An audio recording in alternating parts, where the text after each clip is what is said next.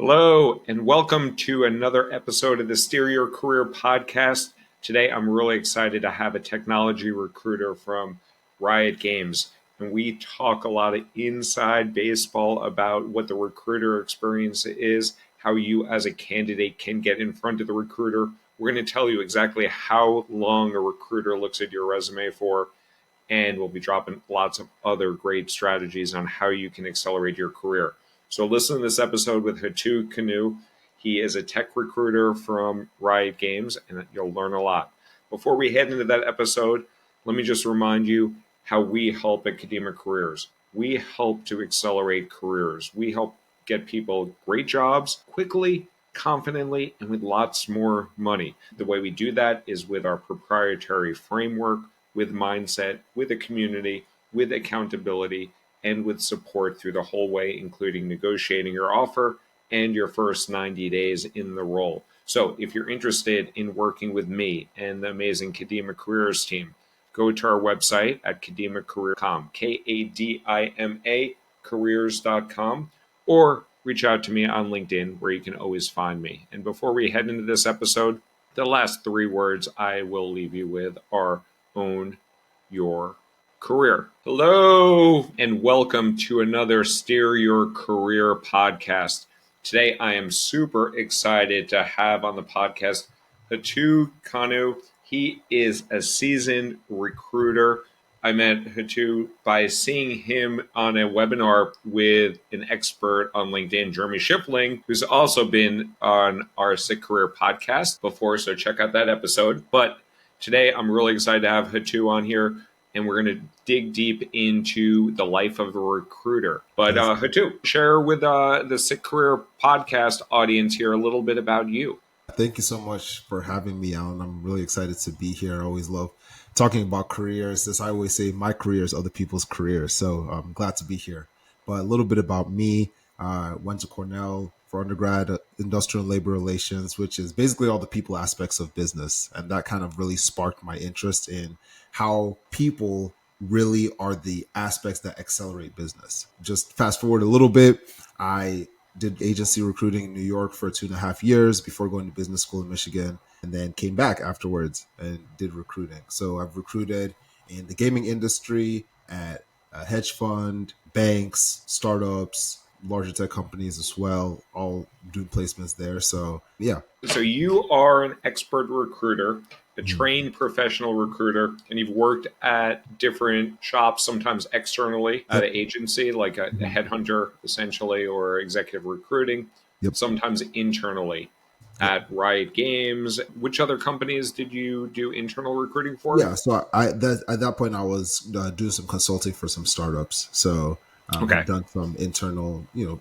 contracts with startups as well. So what's similar across some of those different industries? I think you talked about financial services and video games and other industries. What's similar and what's different across the different companies that you've either contracted with or actually now at Riot Games? Yeah, I think that what's similar is that everybody is basically going after the same pool, especially in certain functions, right? When you're talking about like engineering or more technical functions, the function doesn't change, the people do. So people are looking for the same kind of individuals, and they have very similar like evaluative processes as well. So that is something that ends up being very similar. I think what's different is the things that job seekers should pay attention to are aspects like culture, right? And just the way that companies operate and the projects that they're working on. So I think that overall, the way that you prepare or the way that you're able to stand out really depends on where you're interviewing at. And that's how you try and make a difference of your application as opposed to others. Go with the framework that there's three main point of entry into the recruiting pipeline. You can be recruited by a sourcer or a recruiter. Right. You can cold apply, or you can get referred in. Yeah. Are those primarily the three channels that you would say? Anything I'm missing there? Yeah, I think those are the main ways, right? Whether you like put an application in and it just so happens to be reviewed by a recruiter like myself from the applicant tracking system, you get a referral, which from even with the referral, that still would come through the recruiter as well, but somebody, whether it's on the team or the hiring manager, is bringing light to your application, and then the recruiter is made aware of it. Or I can't remember the last one that you said. Like being recruited, so Being being recruited, sourced. yeah, being recruited, yeah, being sourced, exactly, and that's a main way that it happens. I think primarily a lot of recruiters end up recruiting people through like LinkedIn and things of that nature. So that's why it's also very important to make sure that your LinkedIn is up to date. So in two of those three channels, applications are coming your way as the recruiter, either Right. referrals or ones that are cold submitted. And you could be getting hundreds, maybe thousands of applications depending on the company and the role. Mhm. As the recruiter, what is your job there? Yeah. So the thing I always describe to people is recruiters are facilitators. Our job at the end of the day is on one side be able to understand stakeholders' needs, like what are the team needs, talk to hiring managers, really get a true download of what the job entails and what is going to be fulfilling. And then on the other side, go out into the market, see exactly like who's out there and assess how their profiles compare to what the understood needs are.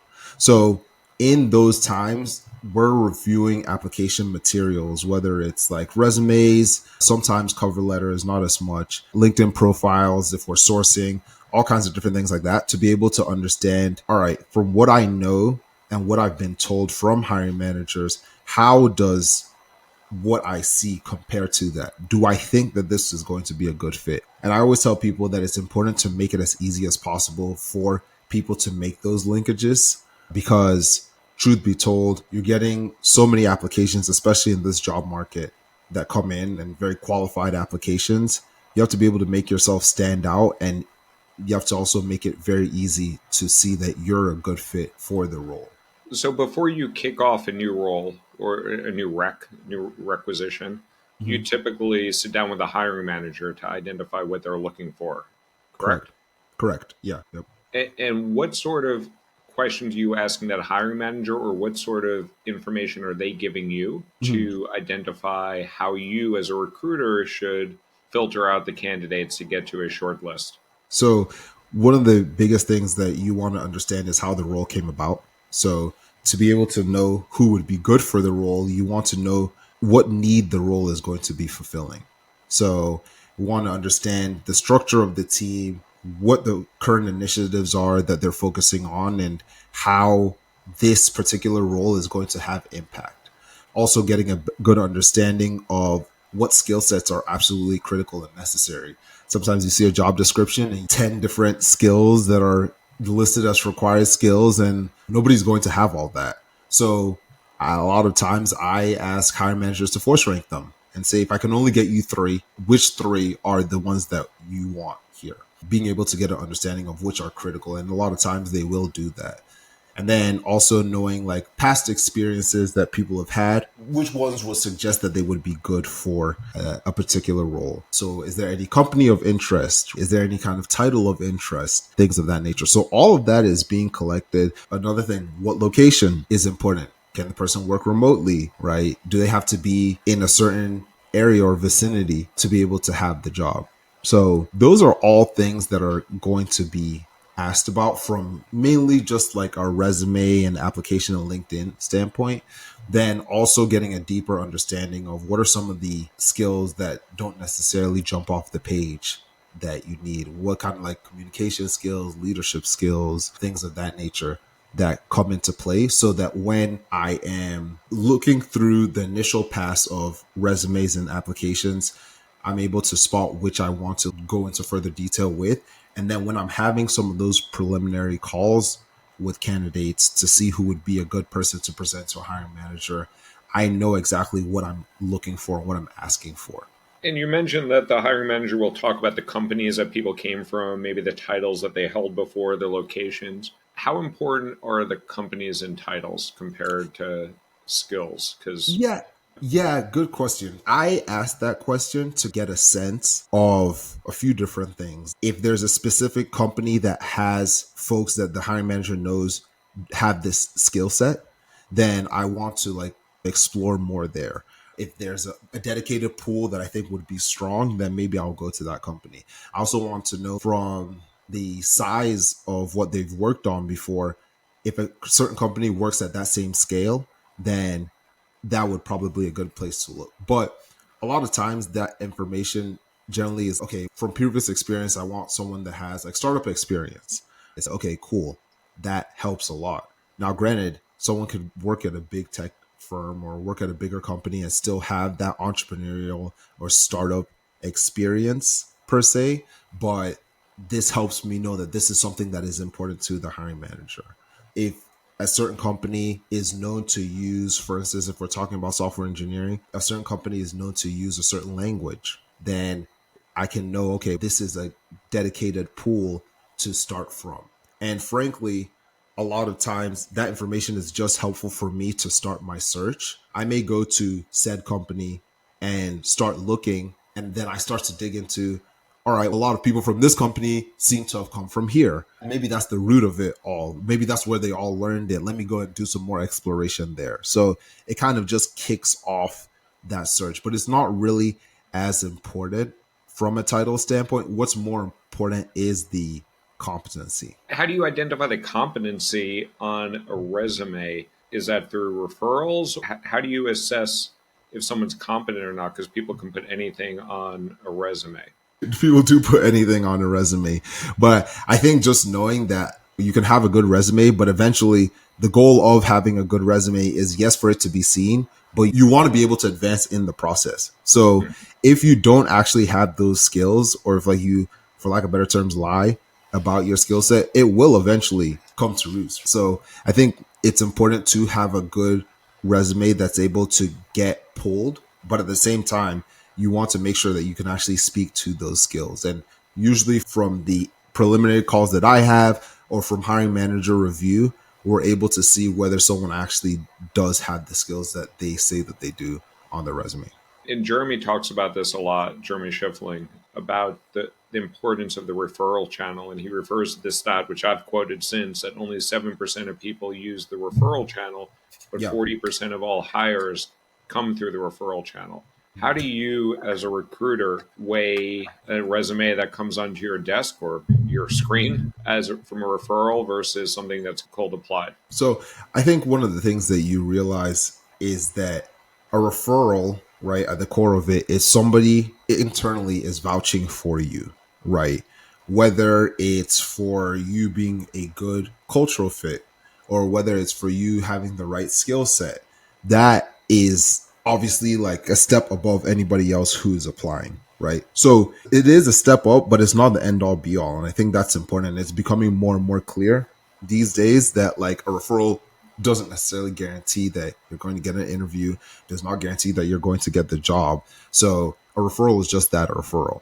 Now, I think that from a referral standpoint, if I notice that somebody has been referred, I will go and assess and evaluate them sooner, right? Like they may still not be a good fit, but at least it's handled from a standpoint of I get a notification that someone has been referred. Okay, let me go look at that person. Let me prioritize looking at their profile. So I think that's one part. Number two, I think that all referrals are not necessarily created equally in the sense that there is a soft referral where it's like somebody just puts it into the referral system and that's that and they just let it be that. Or there's a referral, and I always encourage people to ask for this kind of referral where somebody goes through the proper means, then they also do the back work of finding out who's the recruiter for the role, who's the hiring manager for the role, and then they send them a quick note, whether it's on email or Slack or whatever messaging system your company uses, and says, hey, listen, I just referred this person. Here's their resume. They're really interested in the role. Could you please let me know your thoughts or any kind of feedback when you get a chance? So that's another way of covering those bases so it doesn't get lost in the mix.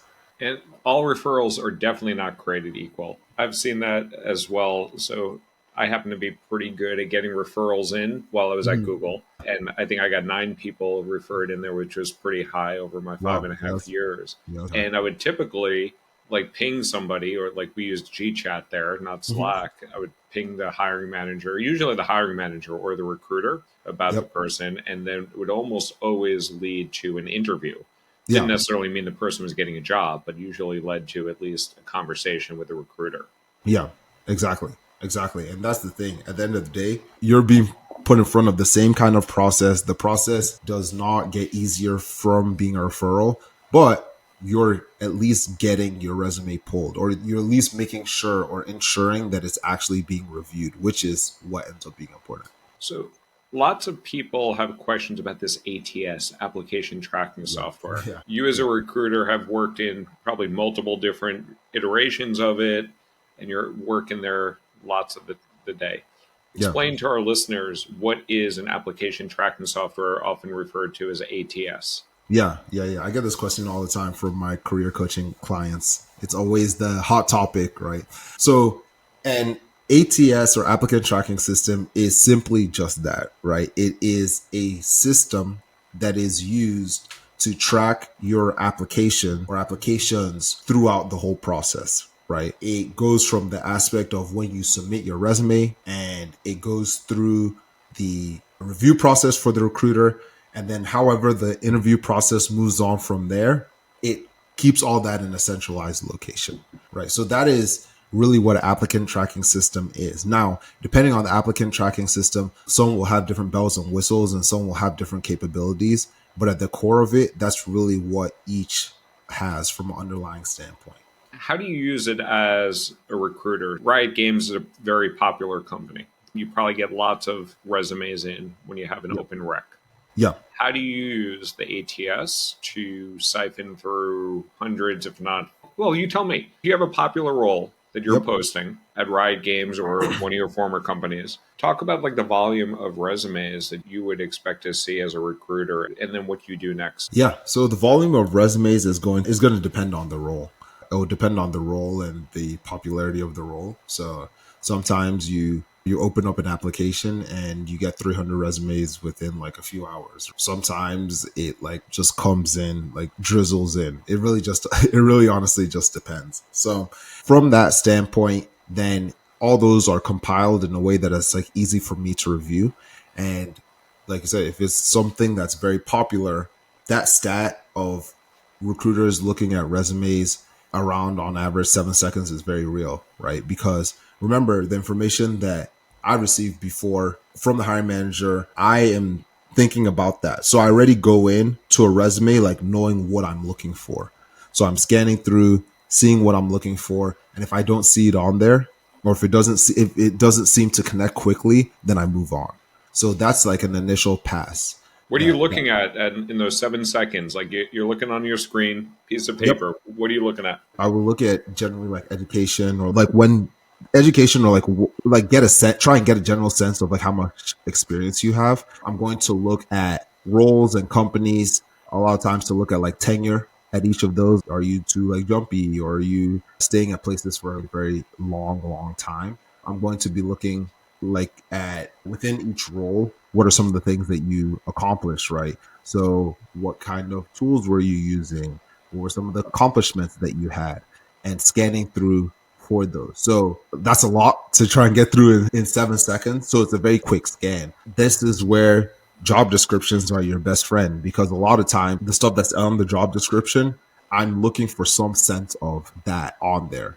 And if you have it on your resume where it jumps out that you have what we're looking for, then I'm like, okay, this is something that makes sense to push forward for further review. So, say you have hundreds of resumes for a role, like it's a popular role. How do you process those? So, say you have 300 to 500 resumes. Yeah. Are you looking at each one individually very quickly on your screen, like visually looking at it, or do you do something to filter those down with Yeah. ATS first? Like, does every resume at least get 7 seconds of view, or some don't? This is another very popular question. So I personally look at each of the resumes. I know sometimes people will have like their ATS suggest to them likelihood of a match based on the job description. I personally don't do that. I think that it's important to go in and look at the resumes and see some of the aspects that you and the hiring manager spoke about that may not necessarily be on the resume or be very clear on the resume, but you can decipher that person may be a good fit for the role. So in that aspect, like I may set like a dedicated time or a dedicated number of resumes that I want to be able to go through to the next phase. So, say for instance, I'm like, okay, I'm going to do app review for an hour. So, it's like as many as I can get through in an hour, then that will just be that. Or I'll say, okay, I want to go in here and try and see if I can find like 10 profiles that will be solid. So, a lot of times, those metrics end up being just focused on like how I operate in my process. Mind you, applications are just one part of it, because a lot of times it'll be like, oh, I'll do app review, but I'm also going to go source, right? So I'm going to hop on LinkedIn and go look for what I want to see within these resumes. So I think that that's one thing that ends up coming up. Applying, if you see a role come up, the earlier you apply, the better it is for you, because the likelihood of you being seen is just going to be a lot higher. If you've applied, still ask for a referral, because the likelihood that you're going to be pulled from that mass of resumes is going to be that much higher.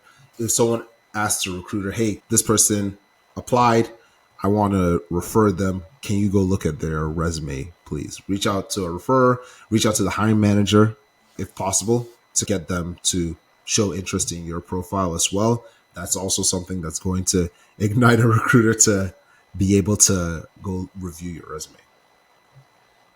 When you're going out to the sea of a billion people on LinkedIn, find talent. And I'm assuming you have the LinkedIn recruiter license in your Correct. Yeah. capacity, which gives you a very different view into the billion people on LinkedIn than Right. most people have access to.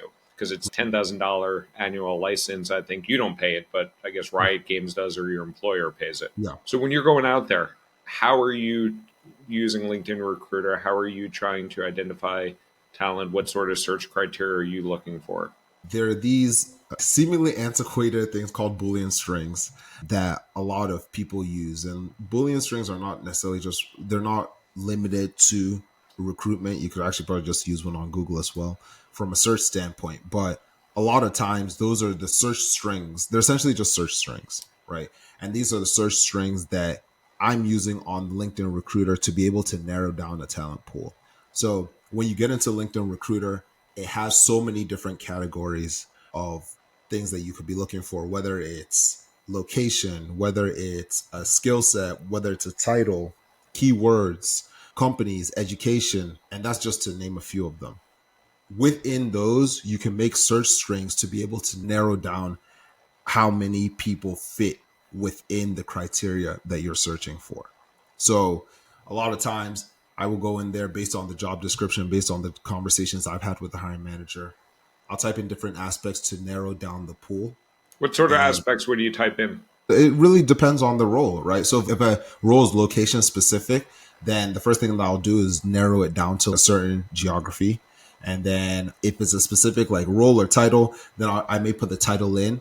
They have something where it like cascades a bunch of different roles of similar titles that go in there, so you can narrow that down.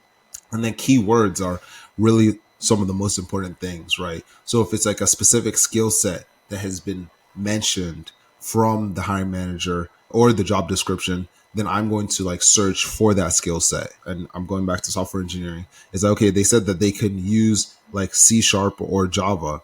That's something that I would have on that search string, so it encapsulates anybody who mentions either or on that, and then combine it with a bunch of different things as well. Whether it's what kind of database experience do they need to have? Is there any kind of like specific industry that is of interest, right? Are there specific type of products that we want that they have worked with? So those are aspects that I will generally use to be able to narrow it down, and then hit the search button, see what comes up. I try to narrow it down. If it's too narrow, then I'll try to broaden it out, like maybe take out some of the search criteria to make sure that I'm able to cast a little bit of a wider net. But a lot of times it's okay, it brings back some of the results. And then I start to look through, I'm like, okay, this person looks like they're spot on. This one doesn't. And then that's when you start to really like source through the profiles. So you don't care what company they're at or we're at? Not really, because the company sometimes it may be helpful, but not really. Because if you think about it, like you being at a specific company doesn't necessarily show me that you're going to be a good fit for this role. It may indicate that you have familiarity with some things, but it doesn't necessarily mean that you have the skill set that I need.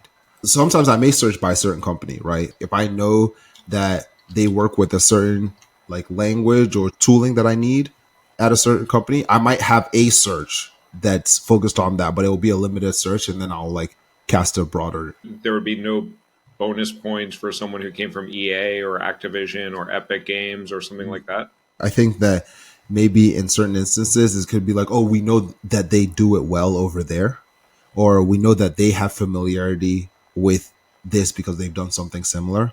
But it's not, oh man, this person came from this company. It has like slam dunk immediately. Do hiring managers care about companies that people worked at before?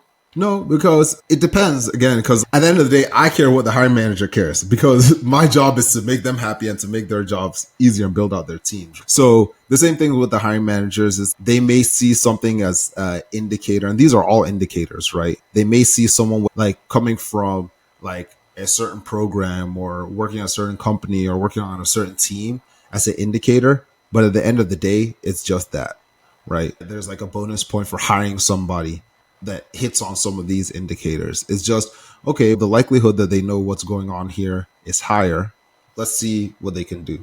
They are run through the same kind of evaluative process as everyone else. You talked a little bit earlier about getting your resume, your application in fairly quickly for a Mhm. role. Typically, what I've seen when I've worked with recruiters, we've posted a role and then we wait for the resumes to come in. And then the recruiter will grab a bunch of resumes at some point Mhm. and then talk to a bunch of people, shortlist them, and then pass it on to me as a hiring manager. So, from the time that the role is posted, it's critical to get in that first wave before the recruiter starts like sorting those down and bringing it down to that short list. Yeah. Is that a fair assessment, or do you see it done differently? Yeah, that's a fair assessment. I think that it could be depending on how the recruiter works or depending on how the hiring manager wants it to be. It could be a short list, talk to all the people that you're going to talk to and then bring them to me and then we'll go from there. It could be on a rolling basis, which is how I prefer to do it. I'll shortlist people for myself to speak with, set up time to speak with them, and then on a rolling basis as things are coming in, then I will send them to the hiring manager. Regardless of which way, it is still important to be in that first wave or be in the early wave because if a bunch of calls are already scheduled, then you're trying to work your way through that and navigate through that. You're going to have less time to go to the application pool. You, as a recruiter, are just continuing the process until you get 5 to 8 people on the short list or whatever the number is. Yeah, yeah, yeah. What's the typical number are you looking for that short list to pass on to the hiring manager? I honestly I do one by one. So if I have a call, I'll clean up my notes and I'll send it to the hiring manager to get review. So it's not really a number per se. Or for instance, like I know some people will have a weekly meeting or weekly check-in or on some kind of cadence with the hiring manager. So they'll compile all the candidates that they've spoken with and we'll do a review with it on the specific date that they have and then use that as the list. And once the hiring manager Yes. gets usually 3 to 5 candidates, then they typically bring those candidates to the loop. Yeah, so I think it's going to depend on the process because a lot of times people put them in process, but sometimes there'll be like some pre-loop interviews that will happen. I'm A referring to the loop. technical, a Yeah, technical interview or exactly. something like that. Exactly. It could be like a cultural interview, a technical interview, things like that. And when I'm referring to the loop, I'm referring specifically to the what on-site, quote unquote. A lot of them are virtual now, but the like final panels of like multiple interviews that are all like seen as like the final round interview. When you get to the end of that process, so the final round, the loops, the on site, typically about 3 to 5 candidates make it to that stage for most roles, would you say? It ends up just being role dependent. Okay. Yeah, it's all role dependent. If the process is difficult, more candidates may need to go through before a hire is made, right? And it's happening on a rolling basis could make it where it ends up being a lot more. What are you gold on as a recruiter? Like, what does your boss care about? What does the leadership team care about? What metrics are you held accountable to? Yeah. So as a recruiter, my biggest job is making sure that I'm facilitating a process smoothly and accurately to be able to bring in, evaluate, and hire new talent. And then also making sure that I am making it as easy as possible for my stakeholders to understand what the market holds or what's happening in the market right now, and give them consultative advice on how to approach the process.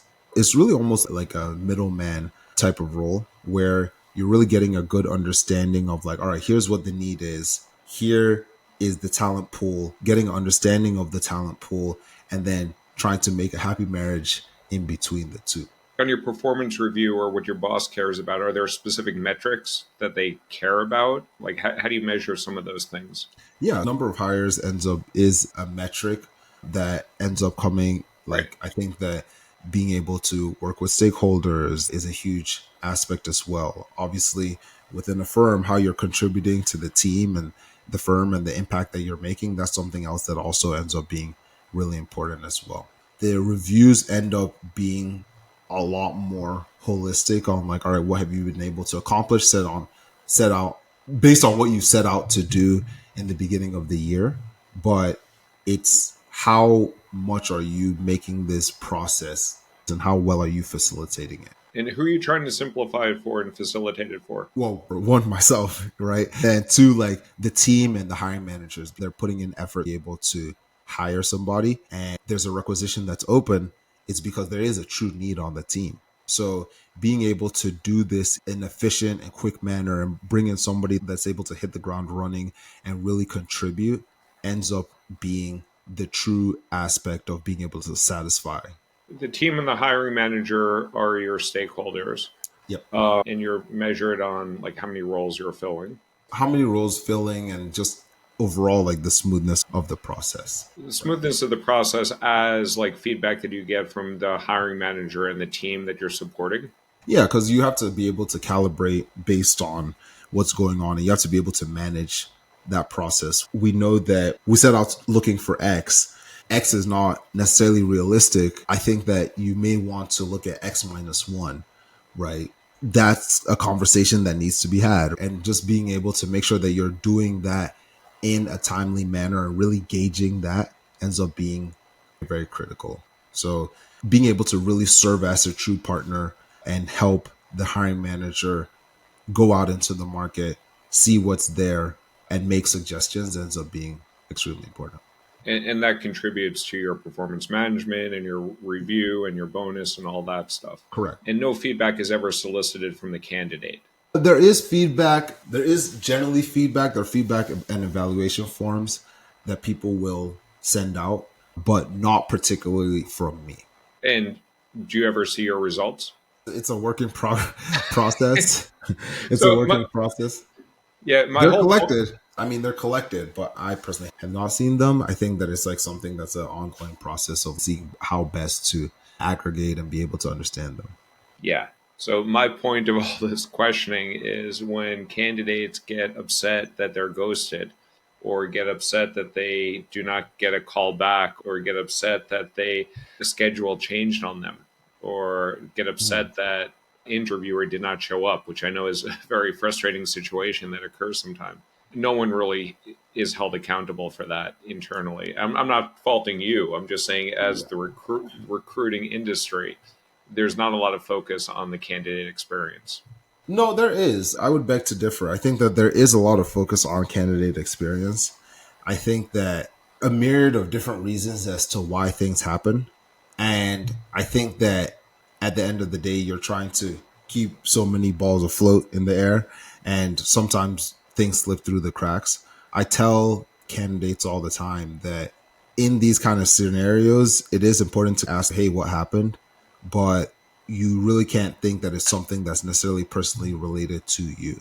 There's so many different moving pieces of companies or teams or requisitions and things of that nature. And some recruiters do a better job of communicating that to candidates than others. But at the end of the day, I think that if you're putting your best foot forward and really making sure that you're crossing your T's and dotting your I's, that way that it's managed doesn't necessarily reflect on how well you're doing or your value in that process.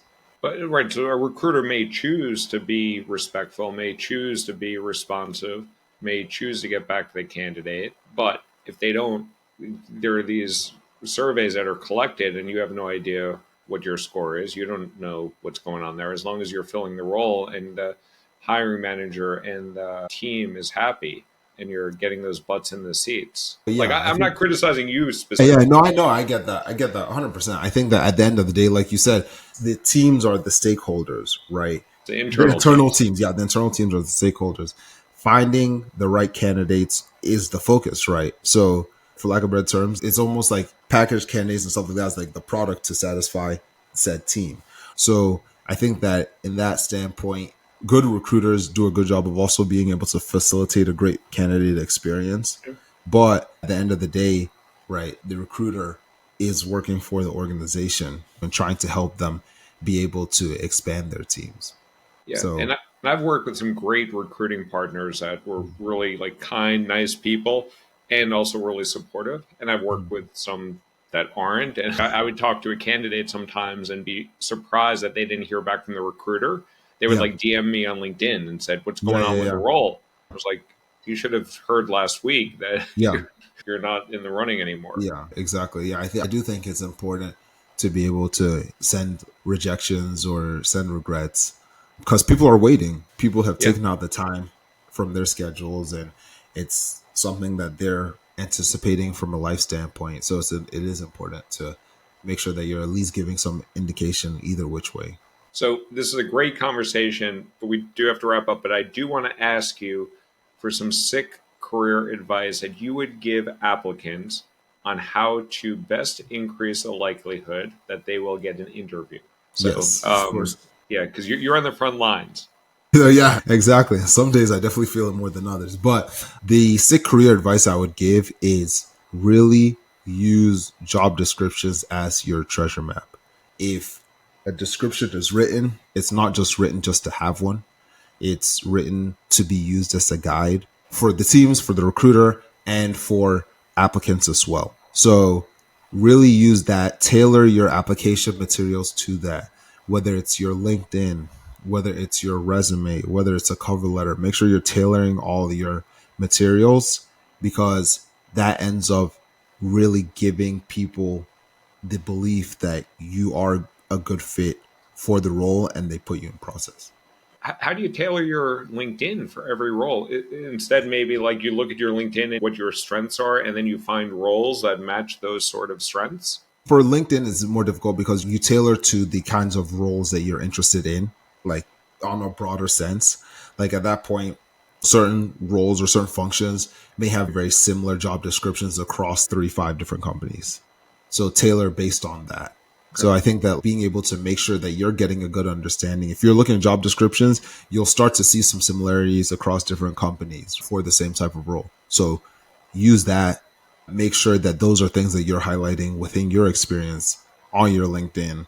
Obviously, for every application, for every like different kind of company, you want to customize your resume to fit that based on what you've seen on that just description, but make sure that you are tailoring as much as possible. And then the last question I have for you too: how can people find you? How can they support you?